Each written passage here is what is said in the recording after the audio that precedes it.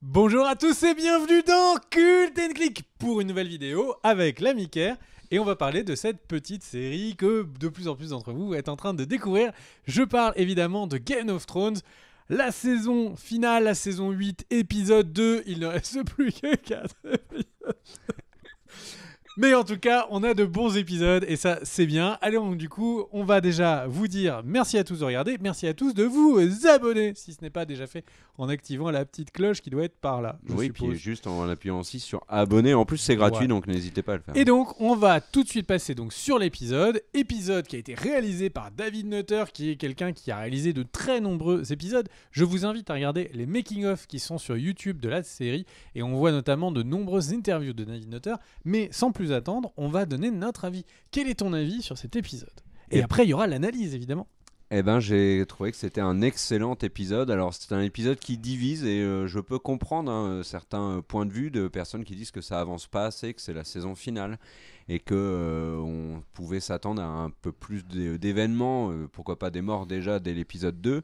Il y a beaucoup de gens qui reprochent à l'épisode de faire du fan service. Moi, j'ai trouvé que l'épisode était très cohérent. Et qu'il apportait quelque chose de nécessaire dans cette série de manière globale, c'est qu'il conclut beaucoup d'arcs narratifs et il n'a pas le choix, puisque l'épisode suivant étant la bataille de Winterfell, on peut s'attendre à ce que beaucoup de têtes tombent au sol, et sans qu'il y ait le reste du corps avec. Donc ils étaient obligés de conclure certains arcs. Et tant mieux, et ils l'ont fait, je trouve, avec brio, dans un épisode qui a enchaîné plein de petites scènes donc à Winterfell, que des scènes que j'ai trouvées moi très réussies. Il y en a deux qui ont presque réussi à me faire pleurer, enfin éplucher des oignons devant ma télévision. Il y a bien évidemment la scène entre Sansa et Théon que j'ai trouvé géniale et que je n'attendais pas. Et j'ai été très étonné par cette scène. J'ai beaucoup aimé aussi, mais cela m'a pas ému, la scène avec Sam, Ed et John sur le mur. Voilà, et puis bien évidemment l'adoubement de Brienne est une scène remarquable. Vraiment, moi cet épisode, je l'ai beaucoup aimé. C'est un de ceux qui peut-être à la fin de Game of Thrones, une fois que tout sera terminé, sera un des épisodes qui m'aura le plus marqué. Parce que justement, il conclut plein de choses. On a la petite scène avec Arya et le limier, on a bien évidemment tout ce qu'il y a avec Sam, avec Sansa Théon. Enfin, vraiment, c'est une conclusion de beaucoup de choses qui avaient été abordées dans la série. C'était une nécessité de le faire. Mais à côté de ça, il y a aussi dans cet épisode des éléments qui sont très intéressants sur l'après-bataille de Winterfell. On en parlera longuement dans la vidéo. Mais la scène Sansa-Daenerys et la scène, surtout en finale, entre Jon et Daenerys, en dit long sur la suite de la saison. Et ça fait un peu écho à notre vidéo théorique qui était sortie la semaine dernière, que vous pouvez toujours regarder, elle est toujours d'actualité d'ailleurs, sur quel avenir pour Jon et Daenerys. Et d'ailleurs j'en profite pour ajouter un petit élément que je n'avais pas fait dans cette vidéo là, c'est donner mon avis sur Daenerys, parce que les gens ont cru que je n'aimais pas du tout le personnage. C'est faux, Daenerys c'est un personnage que j'apprécie énormément. D'ailleurs je me suis rendu compte en regardant cet épisode qu'en fait j'aimais tous les personnages de la série actuellement, et ça c'est assez rare pour le noter. Mais Daenerys c'est vraiment un personnage que j'apprécie beaucoup, et ce qu'ils sont en train de développer autour d'elle, c'est-à-dire le côté un peu tyrannique, mais surtout le fait Carriériste. voilà, elle n'a qu'un objectif, c'est le trône. Sa réaction vis-à-vis de Sansa quand elle parle de scission du Nord, et de Jon quand il lui dit bah écoute, je suis Aegon Targaryen, et là bah, bien évidemment elle ne dit que ah bah tu peux prendre mon trône là. Et ben ça j'aime énormément cet aspect du personnage. Moi dans les séries télé, ce que je préfère ce sont souvent les méchants, mais les méchants qui sont complexes. Et là Daenerys, elle part un petit peu dans ce sens-là, comme on avait vu le faire à plusieurs moments de la série, où elle avait su se montrer cruelle. Par exemple, quand elle avait exécuté tous les maîtres d'esclaves, ou quand, bien évidemment, elle avait tué les Tarly. Donc ça n'est pas une critique contre le personnage. Au contraire, je trouve que c'est une vraie force. Et dans cet épisode, bah, il est pareil, il y a d'autres personnages qui sont extrêmement bien traités. Jaime et vraiment, Jamie, je trouve que c'est vraiment le must-have dans la série. C'est le personnage que je préfère actuellement. Arya aussi, très bien. Enfin, moi, j'ai énormément aimé cet épisode. J'attends la suite avec une impatience démesurée. Je pense que l'épisode suivant va être douloureux pour nous au niveau du moral. parce que je pense que beaucoup de personnages vont malheureusement y perdre la vie. Mais bon, en tout cas, vraiment, très content de cet épisode. Et toi ? Bah, très content de l'épisode également. Il y a énormément de bonnes choses. Je vais pas faire de redite avec ce que tu as dit. Moi, je retiens surtout la scène sur le mur entre le limier et Arya, moi, qui m'a beaucoup plu. Sansa, qui est toujours un personnage qui a de plus en plus de charisme, c'est incroyable. Cet échange avec Daenerys est très intéressant, on va en parler, il y a beaucoup de choses à en retenir. Il y a comme ça une succession de toutes ces scènes qui auraient manqué si on avait juste eu une bataille et que certains étaient morts. Je trouve que tous ces personnages avec qui on vit depuis 8 saisons, depuis 8 années télévisuelles, alors encore plus parce que la série a eu des reports, mais c'est quelque chose qui était vital. Maintenant, j'ai 2 critiques à l'épisode. Peut-être 2 critiques et demie. La première, c'est qu'il reste plus que 4 épisodes. Mais c'est atroce de se dire qu'il reste que 4 épisodes. Ça, c'est vraiment première critique. La deuxième critique, c'est tout simplement que à n'importe quel moment dans cette saison, et moi, c'est vraiment ce que j'attendais quand la saison 7 était terminée, c'est qu'il y ait c'est que dans chaque épisode, il y ait une révélation de Bran.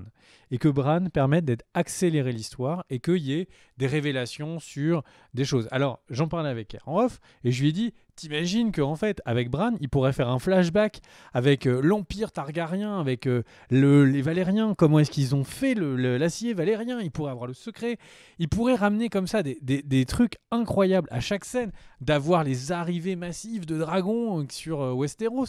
Kerr me dit, ouais, budget. Mais le truc, c'est que toutes les scènes... Et spin-off, parce que s'ils nous montrent les dragons avec les Targaryens, potentiellement, ils ne peuvent plus... Ouais, mais ça voudrait dire qu'il faut avoir les acteurs, ou alors il faut tout changer par rapport à la série. T'es pas obligé d'avoir les acteurs parce que tu vas exactement parler de spécifiquement de ce moment-là.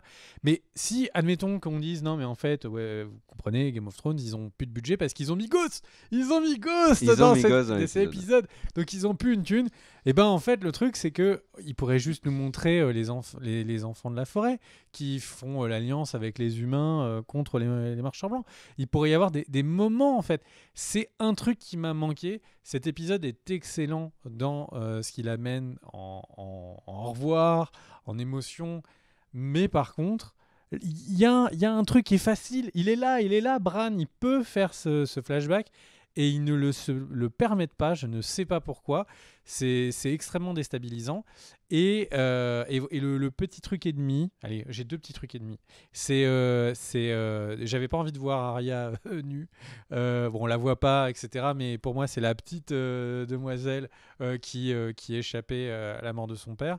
Et après, on va voir. Mais je suis incroyablement curieux de savoir ce qu'ils vont faire avec le Roi de la Nuit, parce que là, ils le présentent vraiment uniquement comme c'est la mort qui arrive. La mort arrive, la mort, ce qu'elle veut, c'est éliminer les humains, éliminer le souvenir des humains, etc. Et j'espère qu'il y a plus que ça derrière le Roi de la Nuit.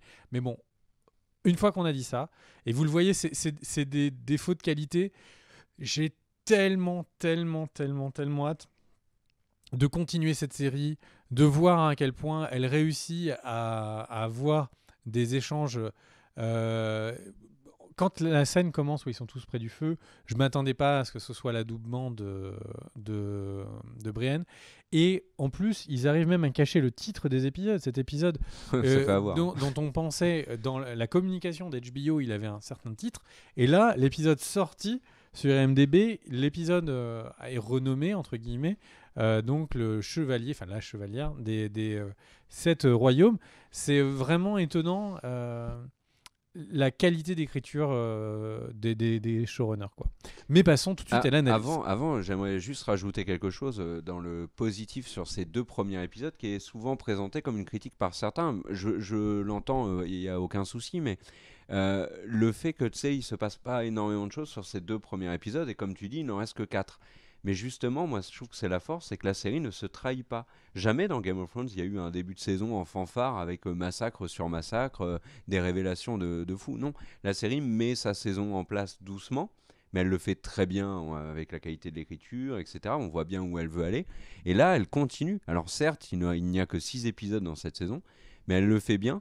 Et sur cet épisode 2-là, elle nous donne des scènes que si la série avait rush, on n'aurait pas eu de fait. Et je pense qu'à la fin, ce sont des scènes qui nous auraient vraiment manqué. Mais moi, je dis pas retrouvailles que de Jamie Brand, par exemple, il y a etc. aucune scène que je voudrais pas avoir. Moi, ce que je dis, c'est qu'ils nous avaient promis des épisodes de 1h30 il y a 2 ans. Et que là, les 30 minutes qui manquent, c'est peut-être 2-3 scènes vraiment révélation sur la méta-histoire. Mais bref, passons donc à l'analyse scène par scène, parce qu'il y en a beaucoup. Il y a beaucoup de choses à retenir de cet épisode. Il y a beaucoup de choses à théoriser, enfin, en tout cas à discuter. On va commencer chronologiquement par le procès. Le procès de Jaime. Donc l'épisode commence avec Jaime qui est déjà face à Daenerys, qui est en train donc de lui rappeler un petit peu son CV à l'ami Jaime, donc le fait d'être régicide. Dans cette scène, moi, ce qui m'a intéressé, alors on va pas bien évidemment tout vous raconter l'épisode, vous l'avez vu. Nous, on va plutôt analyser ce qu'il y a à lire entre les lignes. Alors moi, ce que j'ai beaucoup aimé, c'est la remise en question publique de Daenerys de Tyrion. Quand elle lui dit comme tu connais ta sœur, quand elle se rend compte que Cersei a trahi Tyrion, c'est quelque chose qui va revenir à plusieurs reprises dans l'épisode. C'est quelque chose qu'on avait déjà vu dans les saisons précédentes. C'est compliqué pour Tyrion d'être la main de Daenerys. Dans cette scène aussi, bien évidemment, Brienne prend la défense de Jaime. C'était quelque chose qu'on pouvait imaginer. Alors beaucoup y voient de l'amour entre les deux personnages et cet épisode nous fait comprendre ça, même si moi je pense plus que c'est une affection très forte liée à deux choses, l'immense respect qu'ils ont l'un pour l'autre et aussi leur vécu en commun qui forcément a créé des liens très forts. C'est une sœur d'armes. Le problème avec Jaime, c'est que ses sœurs... Bref, tu vois où je veux en venir. Et alors, ce qui est intéressant aussi dans cette scène-là, c'est que Brienne rappelle que Jaime lui a sauvé la vie, et aussi et surtout, elle rappelle que Jaime l'a fait pour respecter la parole qu'il avait donnée à Catelyn. Et ça, c'est intéressant parce qu'on a dans l'esprit notamment des Stark présents dans la salle, et notamment Sansa, on a plutôt l'idée que Jaime a trahi les Stark, a trahi Catelyn, etc. Ce qui, dans les faits... alors oui, Jaime a commis une énorme erreur, il le dit d'ailleurs parce qu'il le regrette, en ayant poussé Bran, et on peut lui en vouloir éternellement pour ça, mais depuis, la série, c'est vraiment un chemin de croix pour Jaime. Il essaye constamment, il n'essaye que de se racheter. Il essaye de faire avec une sœur qui est incontrôlable et sur qui il n'a pas d'emprise, mais lui essaye de se racheter, et ça j'ai trouvé ça bien, et ils ont conclu très rapidement le procès avec quand même une chose qui je trouve est vraiment symbolise bien ce début de saison. À chaque fois que Daenerys et Sansa sont dans la pièce, la personne qui décide, c'est Sansa. Et là, encore une fois, elle le fait. Elle dit, ah bon, bah écoute, si Brienne, tu te portes garante de Jaime, moi ça me va. Et là, du coup, Daenerys n'a plus rien à dire. Avec un petit détail, alors après, est-ce que c'est quelque chose qui m'a échappé ou non, mais Daenerys s'appelle Jon, gouverneur du Nord. Et non pas le Warden. Le Warden, ce qui en anglais, donc qui peut être alors traduit c'était gouverneur, sous-titré sur OCS, gouverneur. Qui peut être gouverneur ou protecteur. En tout cas, c'était le titre qu'avait Ned Stark quand il y avait les 7 couronnes. Sauf que depuis, tous les seigneurs du Nord ont donné à Jon le titre de roi du Nord et ils ne lui ont pas repris. Donc vraiment, c'est un autre indice sur le fait que Daenerys ne veut pas entendre parler d'autres rois ou d'autres reines à ce moment-là, quoi. Et donc du coup, il y a un petit élément que je voudrais rajouter, c'est qu'à aucun moment, quelqu'un dit devant Daenerys, mais non, mais c'est pas le Kingslayer parce que ça lui a fait plaisir, c'est parce que ton père était un timbré qui voulait brûler tout le monde. Et il y a personne dans la salle qui le dit à Daenerys, donc ce qui veut dire que personne ne cherche le conflit, mais aussi que du coup, il y a autour d'elle, la peur est un mur qui s'érige contre la vérité. Vous pouvez me citer au bac si vous en avez envie.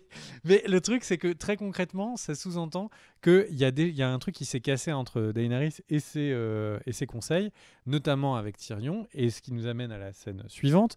Donc cette discussion entre Dany qui dit « Ah, mais si tu n'as même pas l'esprit, c'est que je ne suis pas content de toi, et du coup, je vais encore te raboter quelques centimètres du sol. » Et le truc, c'est que cette scène, même si elle est relativement anecdotique, et Daenerys mettra quasiment tout l'épisode pour en revenir en disant non mais Tyrion va te protéger, va te mettre la femme et les enfants, tu vas voir, tu vas être bien, et pour te protéger pendant le combat. Et en fait ce qui est plus à retenir, c'est que à ce moment-là Tyrion se retourne vers Jorah et Varys en disant c'est vous sans doute qui porterez ce pins demain plutôt que moi d'ici peu de temps. Et je tenais à vous le dire parce qu'on en reparlera plus tard. Pour moi, cet épisode donne peut-être... Alors, j'ai l'impression que Daenerys, il va pas lui arriver des choses très sympathiques. Elle a l'air très esselée. On en parlera au fur et à mesure du... Mais peut-être qu'il y a une solution à ça et ça passe par le changement de main. Mais on en parle plus tard. Mais... Et à noter, juste pour terminer, que du coup, c'est Jorah qui lui fait changer d'idée, mais j'ai vraiment l'impression qu'elle a en tête autre chose dont on reparlera. Et justement, le fait que ce soit Jorah qui prenne la défense de Tyrion, ça symbolise vraiment finalement ce qui actuellement est le cas dans la série, c'est que c'est Jorah finalement la vraie main de Daenerys. C'est-à-dire que Daenerys remet constamment en cause Tyrion, mais la personne qu'elle écoute dans cet épisode, c'est Jorah concernant Tyrion, et Jorah qui lui dit d'aller parler à Sansa. Donc ça, c'est loin d'être anecdotique. C'est la seule personne dont elle ne met jamais en doute vraiment la confiance qu'elle a. Parce qu'à un moment, elle dit, quand elle parle à Sansa, elle lui dit « Ah, j'aimerais bien avoir des conseillers comme toi, en qui j'ai toute confiance. » Mais elle en a un, c'est Jorah. Sauf que Jorah, qui est son lieutenant le plus fidèle, il a essayé de la buter. Donc c'est quand même incroyable. Enfin, en tout cas, il a participé. Oui, de l'eau a coulé sous les ponts. Alors, les enfants sont tombés par les fenêtres. Comme il on dit de côté il a de participé au complot, mais c'est lui qui l'a sauvé dans les faits dans la saison 1. Oui, sinon, elle allait être empoisonnée. Mais voilà, elle en est là. Son conseiller le plus fidèle et le plus celui en quel elle a le plus de confiance, et en même temps celui qui a essayé de la tuer. Alors, autre relation, on va dire, parce qu'on va plutôt faire dans cette vidéo par groupe, par discussion, etc., par duo de personnages, vous verrez. On va faire maintenant Arya et Gendry. Donc, il y a deux scènes majeures entre les deux personnages dans la série. Alors, il y a d'abord dans la forge, où bien évidemment on reparle d'armes. L'arme qu'a commandée Arya en Vert Dragon, qui est une lance. Alors bien évidemment on en reparlera dans la preview de l'épisode 3 parce que... Certains l'avaient vu dans les commentaires lors de l'analyse du trailer. Oui, ils avaient réussi à voir ça. Bravo à vous dans les commentaires. Donc voilà, alors là ce qui est intéressant c'est qu'il se titille dans la forge, il se balance un petit peu des petites vannes. Ce qui est vraiment, moi, ce que j'ai retenu dans cette scène là, c'est pas l'arrogance mais la grande confiance en elle qu'a Arya autour des marcheurs blancs, et ce qui est en contraste total avec ce qu'on avait déjà vu dans le trailer de la saison, où on voyait Arya en panique dans les douves de Winterfell. Alors, il y a beaucoup de gens qui ont analysé les images, et certains ont même dit que derrière elle, c'était des marcheurs blancs, voire même le Night King. Actuellement, Arya est quand même très confiante. Alors après, bien évidemment, il y a un rapprochement physique entre les deux personnages. On peut comprendre Arya qui dit qu'elle va peut-être mourir et qu'elle a envie de connaître finalement l'intimité. Pourquoi pas? Alors toi, tu disais que ça t'avait gêné. Moi, je te rejoins complètement parce que pour nous, Arya, c'est la petite Stark du début de la saison 1. Bon, elle a bien grandi, et ce qui est très intéressant, je trouve, sur Arya, mais pas que sur Arya, aussi sur Bran. Et on le voit bien avec ces scènes avec Arya et Gendry, mais même avec Arya et le limier, c'est que finalement ce sont deux personnes qui ont radicalement changé. Elles ne sont plus du tout les mêmes qu'au début de la série, par la force des choses. Donc soit c'était leur destinée, soit parce qu'elles ont vécu des choses incroyables. Arya a quand même traversé l'enfer. Alors outre le fait qu'elle est allée à Braavos, tout ce qu'elle a vécu avec la montagne, etc., c'était vraiment hardcore. Le décès de son père aussi. Voilà. Autre relation, alors là, autre scène qui marque les esprits. Ça a pas l'air d'être génial, la sexualité. Non, je pense qu'elle... Faut juste se dire que... elle pense à ce qui arrive avec l'arrivée des marcheurs blancs. On arrive à Bran, Jaime, une scène très importante qu'on attendait depuis un paquet de temps quand même. Jaime, Bran qui arrive, qui se rejoignent face aux fameux arbres des anciennes religions, et en fait donc une discussion assez intéressante. Alors moi je suis perturbé par le fait que même Daenerys plus tard elle dit mais Bran l'a vu, qu'est-ce que c'est? Personne n'a l'air d'être au courant vraiment des pouvoirs de Bran. Il n'y a pas eu d'explication. Il y a quelqu'un comme ça qui est en chaise roulante et qui est à demi timbré et qui te dit des secrets, les secrets les plus intimes que tu as jamais eus. C'est un petit peu bizarre que personne ne soit au courant et tout le monde soit un peu surpris quand il dit non, je ne suis plus tout à fait Bran. Et ce qui est intéressant, c'est à quel point Bran, en fait, est toujours...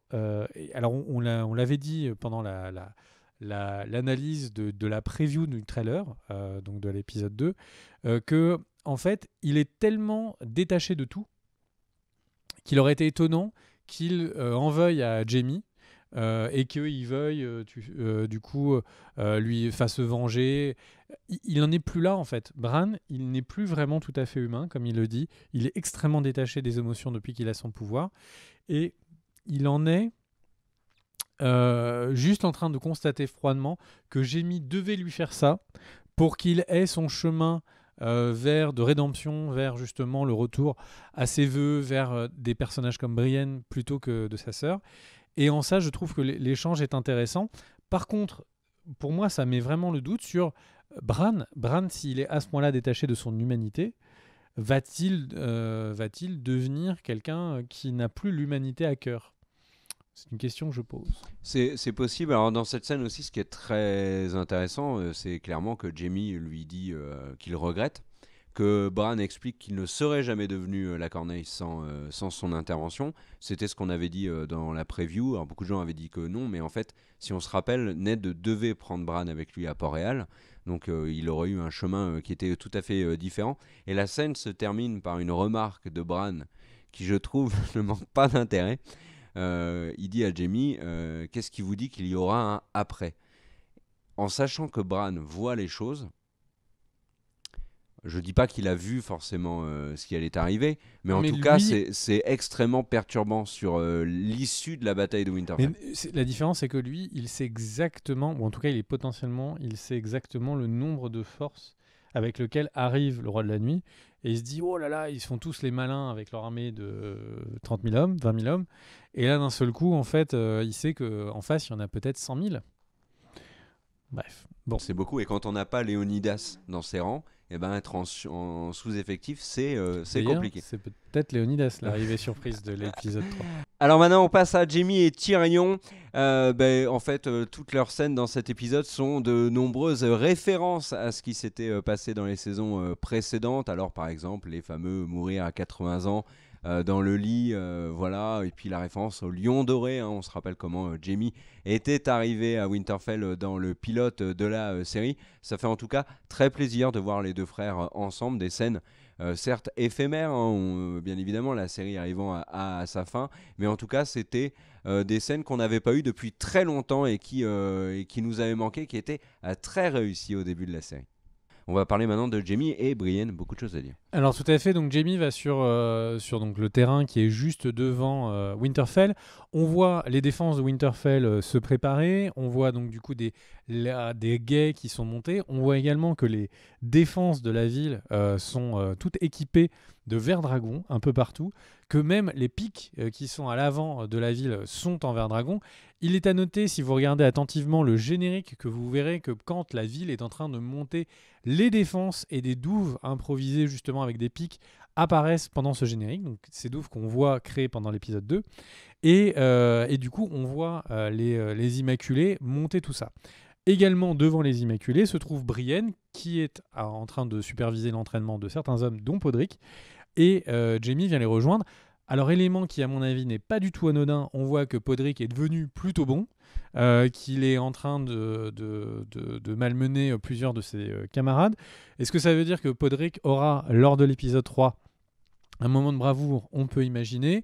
C'est un personnage qui est là, qui est toujours caché pour essayer de sauver une petite situation. On verra pour l'épisode suivant. Et puis ensuite, il y a évidemment dans cet échange entre Brienne et Jaime. Alors, deux parties à cet échange. En tout cas, on peut retenir deux choses. La première est sentimentale. On a presque l'impression que Jaime dit qu'il est remonté dans le Nord pour Brienne.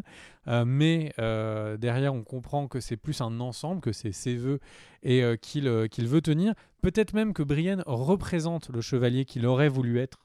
Un chevalier qui incarne toutes les valeurs plus que quiconque, et que en ça, c'est son idole. Il est fan, il est grave, il kiffe grave. Non mais en gros, on a vraiment la sensation que Brienne est pour lui une espèce de mentor et qu'ils ont une relation assez étonnante. Ça, c'est pour la partie vraiment, on va dire, plus personnelle. Et il en est même à un point où il n'ose plus l'insulter. Elle lui dit mais comment ça, tu ne me mets plus en boîte, tu ne m'insultes plus. Et donc on voit cette relation évoluer.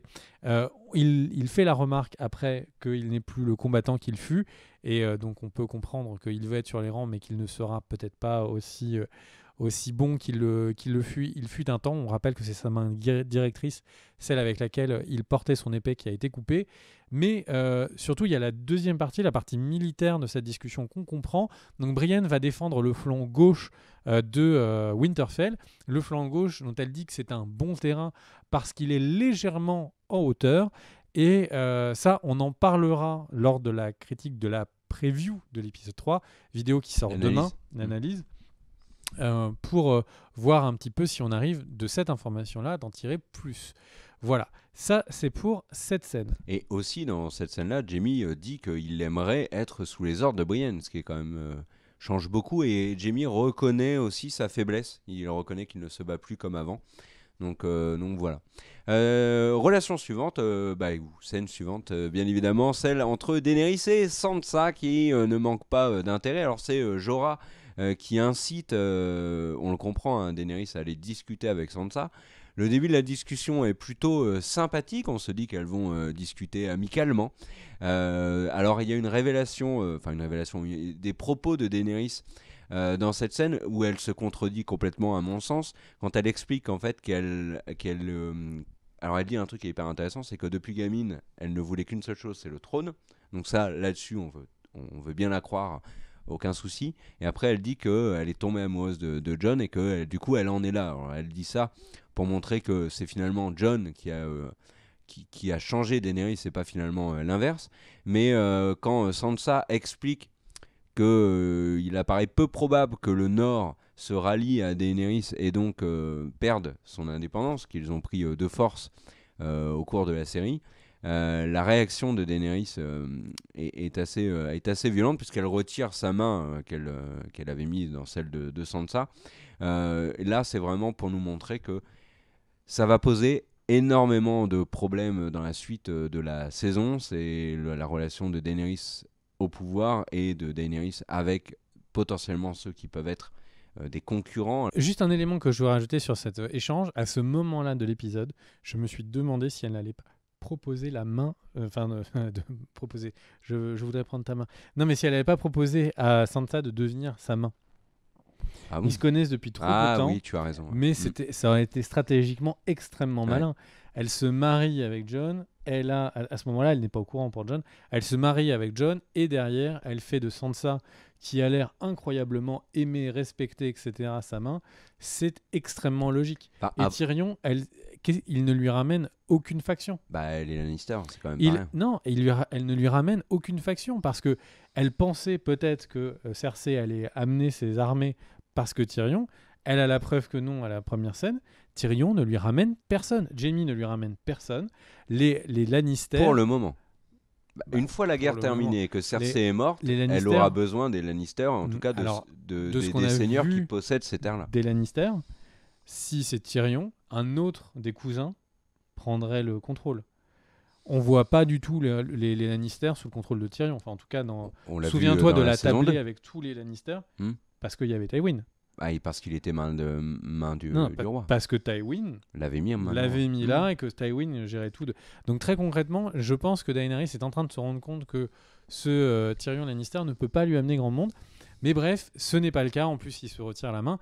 Je parlais tout à l'heure d'un moment où peut-être on aurait une vision de ce qui pourrait être une solution. Sansa, main de Daenerys, ça peut régler des choses. Après, je pense que Sansa, elle se souvient, le Nord se souvient, et qu'elle se souvient qu'en fait, ils ne veulent pas être sous la botte des étrangers, mais qu'ils veulent être leur propre c'est vrai. souverain. Dans cette scène et dans les autres de cet épisode, Sansa, c'est vraiment la patronne. Et du coup, on passe à, évidemment, la scène dans la crypte avec Dany et Jon. Et Dany et Jon, en fait, Dany, elle aurait pu choisir 3 portes. La première, c'était dire, sa famille, c'est plus important que tout, c'est super que tu en fasses partie. La deuxième porte, c'est dire, oh mon Dieu, notre amour va être bloqué parce que je ne veux pas avoir de relation avec mon neveu. La troisième, c'est se dire, mon trône, quelle est la porte qu'elle a choisie, mon cher Kerr ? Eh ben, bien évidemment, le trône, hein, on le voit bien, la Exactement. réaction de Daenerys qui a beaucoup fait parler et qui probablement met un peu de plomb dans l'aile à leur relation. Et c'est un élément qu'on va voir un peu tout le long. En fait, là, on ne fait que lui retirer des liens avec le reste des humains parce qu'on lui fait. Là, elle n'a plus de lien avec Jon, elle n'a plus de lien, ou en tout cas, elle essaye de le recréer avec Tyrion pendant l'épisode. On a la scène avec Missandei et Verri dont on va parler tout à l'heure. Et donc, vraiment, on a une Daenerys qui est, au fur et à mesure de ces épisodes, de plus en plus esselée. On passe du coup ensuite à Théon. Exactement, Théon qui arrive à Winterfell. Alors, premier élément, il plie le genou devant Daenerys et l'appelle Your Grace. Mais surtout dans cette scène, ce qui marque énormément, c'est bien évidemment les retrouvailles avec Sansa. Beaucoup d'émotions. On voit bien un petit peu comme Jaime que Théon est là vraiment pour se racheter. Et le lien entre Sansa, moi j'avais oublié à quel point il était fort. Et c'est ce qui donne toute la puissance à cette scène, indéniablement. Et tu avais raison de le noter en première partie de vidéo, c'est à chaque fois Sansa qui décide en fait Ouais, clairement. par rapport à Dany qui paraît effacé. On passe ensuite à la scène à Davos. Alors Davos, moi j'en retiens deux choses. Le premier qui a un point de vue très personnel, très sentimental. On voit Davos vraiment revoir la fille de Stannis dans cette petite fille qui arrive avec la joue brûlée qui rappelle donc forcément la fille de Stannis qui avait eu la maladie de la peau de pierre.